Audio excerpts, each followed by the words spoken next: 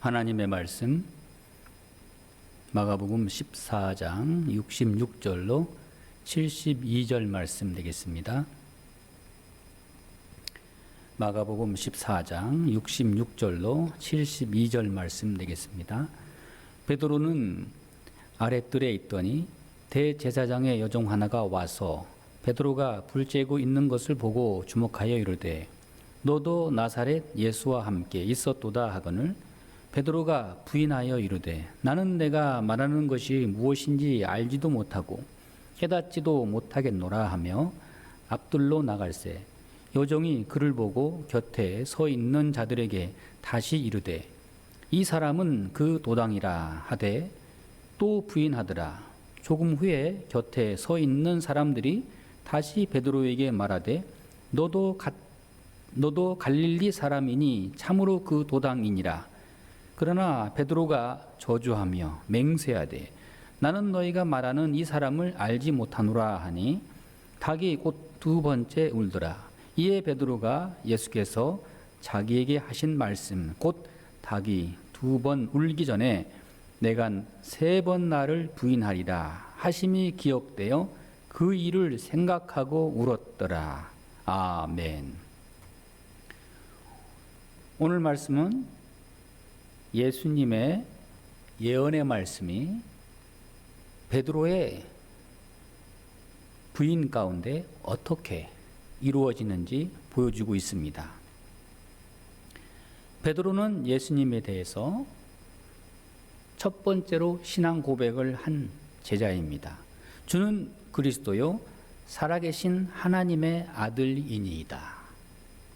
그런데 예수께서 사내들인 공회원이 파송한 군병들에게 체포되자 죽음의 위기를 느낀 베드로는 자기의 신변의 안전을 위해서 다른 제자들과 함께 도망가고 말았습니다. 그리고는 붙들려가는 예수님을 멀찍이 쫓아가면서 예수님의 상황을 지켜보고 있었습니다. 예수님께서 대제사장 가야바의 사저에서 불법적인 신문과 재판을 받으실 때 베드로는 멀찍이서 불을 쬐고 있었습니다. 그때 대제사장의 여종 하나가 베드로를 유심히 쳐다보더니 너도 나사렛 예수와 함께 있었도다. 자, 나사렛이라는 이 마을은 가난하고 천대받는 작은 마을이었습니다. 예수님께서는 베들레헴에서 나시고 나사렛에서 자라시고 가버나움에서 복음 전파하시고 갈릴리를 중심으로 해서 사역을 마치셨습니다. 나사렛은 모든 사람들이 다 기억하고 있을 만큼 그렇게 아주 가난한 동네 중에 하나입니다. 요한복음 1장 45절 말씀에 예수님의 제자 빌립이 자기의 동료인 나다나엘에게 예수님을 소개할 때 나다나엘이 말하기를 나사렛에서 무슨 선한 것이 나올 수 있느냐. 그만큼 예수님을 무시하는 그런 지역이기도 합니다. 그런데 여종의 주장은 너도 나사렛 사람 중에 하나이다. 즉 예수와 함께 나사렛에 있었다. 그런데 베드로는 이 여종의 말을 강력하게 부인합니다. 이것이 첫 번째 부정입니다. 나는 내가 말하는 것이 무엇인지 알지 못하고 깨닫지도 못하겠노라. 주님의 예언의 말씀대로 베드로는 예수님을 알지 못한다고 부인했습니다. 전혀 모르는 사람이라고 결백하고 있습니다. 나와는 전혀 상관이 없는 사람이라고 주장하고 있습니다. 전면적인 절대 부정입니다. 여러분, 예수님과 함께하는 사람은 그리스도인입니다. 세상 어느 곳에 가거나 누구 앞에서나 나는 그리스도인입니다. 자신의 신분을 공개적으로 드러내고 사는 사람이 그리스도인입니다. 그리스도인 된 자신의 신분을 감추고 다니는 사람은 그리스도인이 아닙니다. 왜 감추고 다닙니까? 왜 숨기고 다닙니까? 교회 다니는 것이 부끄러워서? 예수님을 부끄러워하기 때문에? 신앙을 가진 것에 대해서 다른 사람들로부터 비난을 받을까 봐? 오늘 현대인들은 자기 자신을 드러내고 나는 그리스도인입니다. 공개적으로 말하지 못하고 숨은 교인들이 많습니다. 우리 한국 기독교의 초창기 역사 가운데 최권능 목사님이라고 계셨습니다. 이분은 목회를 하면서 노방전도를 많이 다니셨는데 그때마다 예수 천당, 불신 지옥 강력하게 외쳤습니다. 하루는 이분이 버스 안에서 쉬지 않고 예수 믿으시오, 예수 천당, 불신 지옥. 그런데 그 버스 안에 최필근 교수님이라고 신학교 목사님이자 교수님이 그 버스의 자리에 앉고 있었습니다. 이 최권능 목사님은 그 앞에 가서 떳떳하게 예수 믿으시오, 예수 천당, 불신 지옥. 사실은 이 두 분이 서로 잘 아는 사이입니다. 이 의자에 앉아있던 최필근 목사님이 하도 어이가 없어서 이복에 최 목사, 나 최필근 목사야. 그럴 때 최건능 목사님은 최필근 목사님을 향해서, 교수님을 향해서 아, 벙어리 교인이구나, 그렇게 핀잔을 주었습니다. 어떻게 예수 믿는 사람이 침묵하고 있습니까? 여러분, 말을 하지 않고 행동을 이상하게 하면은 자폐증 환자라고 그렇게 말합니다. 우리가 예수 그리스도를 영접하고 예수님의 은혜 가운데 살아가면서 공개적으로 드러내놓고 나는 그리스도인입니다, 이 말을 하지 못하고 침묵한다면 자폐증 환자나 뭐가 다르겠습니까? 하나님의 나라는 이러한 침묵 속에 있는 것이 아니라 공개적으로 어느 곳에 가든지 누구를 만나든지 나의 나됨을 드러내고 살아갈 때 하나님 나라가 이루어지는 것입니다. 두 번째로 오늘 말씀에 또 이 여종은 베드로를 보고 이 사람은 그 도당이 맞다.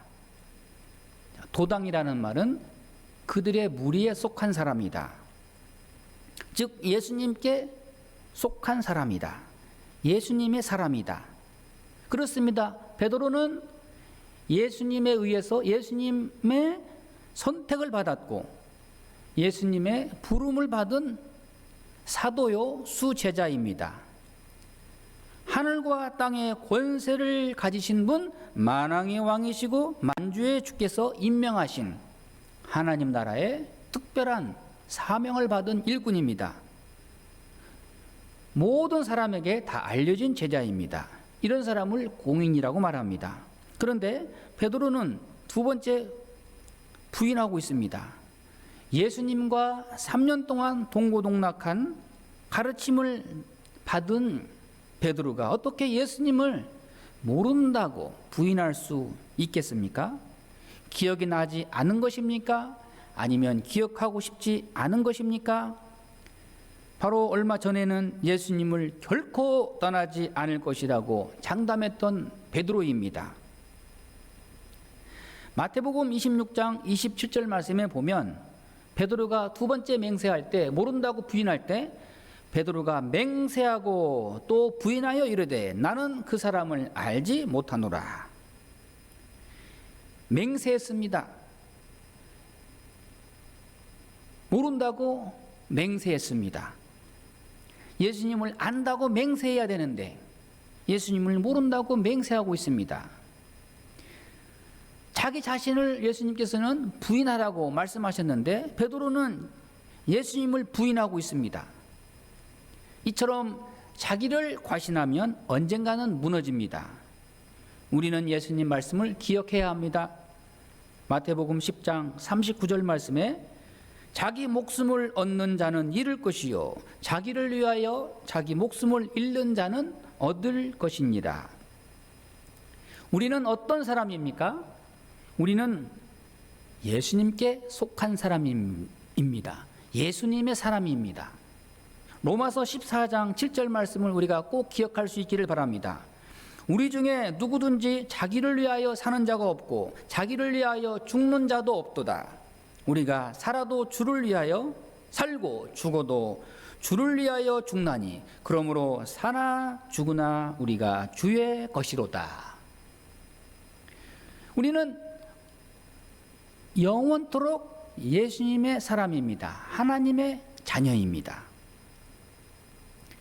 세 번째, 또 다른 사람이 베드로를 보고 다시 한번 말합니다. 너도 갈릴리 사람이다. 참으로 그 도당이니라. 베드로는 갈릴리 어부 출신입니다.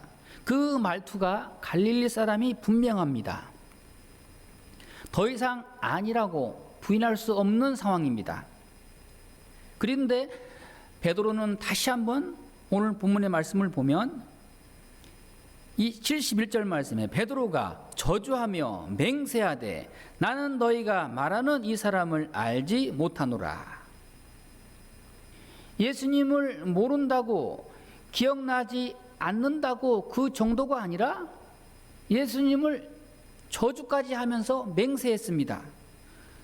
모르면 몰랐지 왜 예수님을 저주까지 합니까?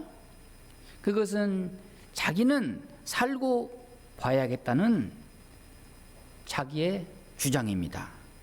예수님을 비난하고 자기는 상관없는 사람이라고 자기를 스스로 변호하고 있습니다. 이 베드로의 삼중 부인, 첫째는 모른다고, 둘째는 맹세하고, 셋째는 저주했습니다.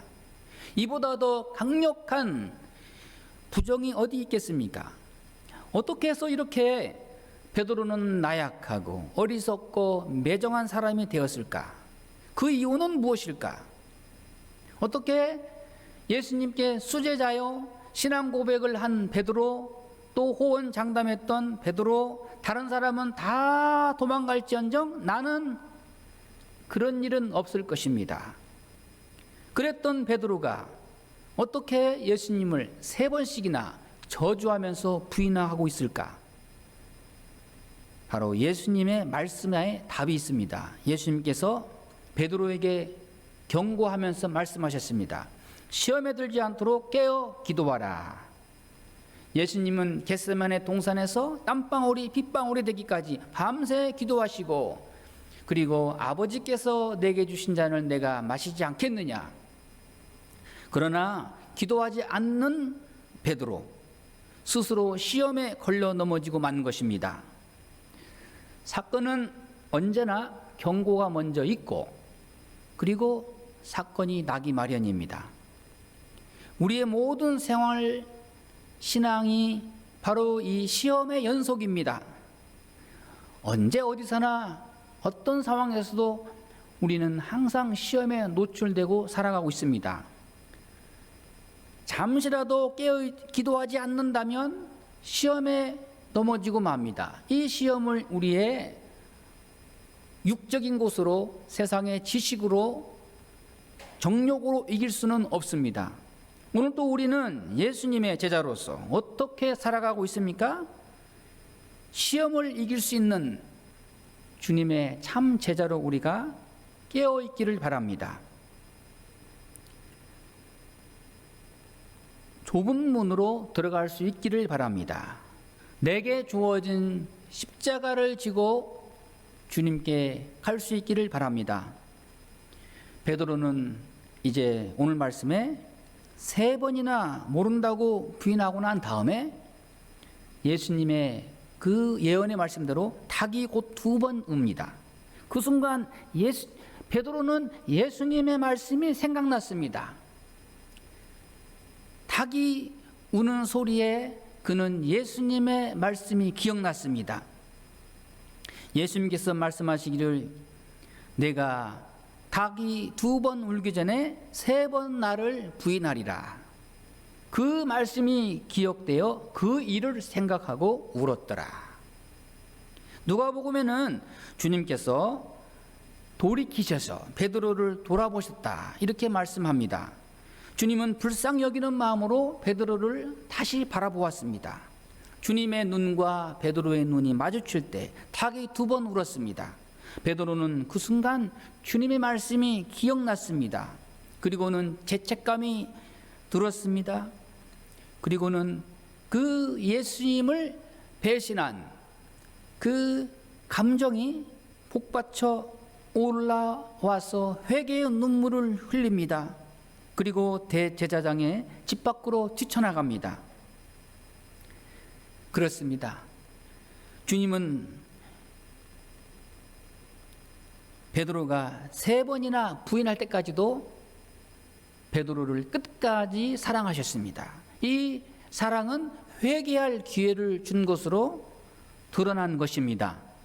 사랑하는 여러분, 우리가 하나님의 말씀을 늘 가까이 하여서 어떤 어려움이나 시험을 당할 때 기억나도록 해야 할 것입니다.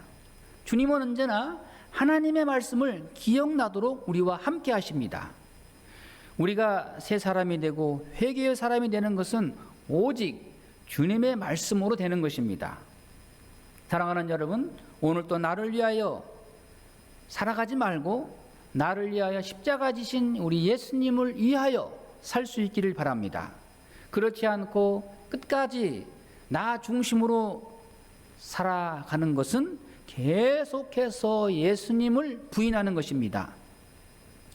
오늘날 코로나19 재난 질병을 이유로 교회와 예수님을 멀리하는 것은 계속해서 주님을 부정하는 것입니다. 더 이상 마음에는 원이로되 육신이 약하도다.